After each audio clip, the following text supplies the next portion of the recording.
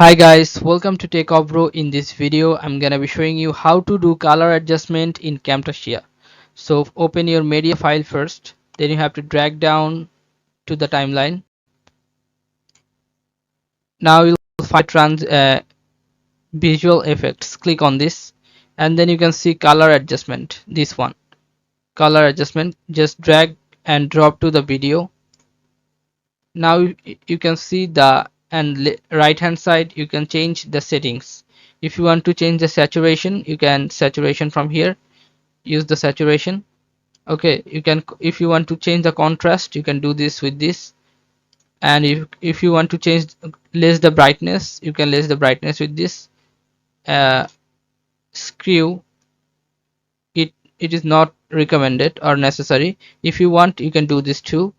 And here's the scale. You can click on this and click on fit. Okay, that's up to you. And then you'll find many things. Gray all, you can gray shadows, red shadows, green shadows, anything you want.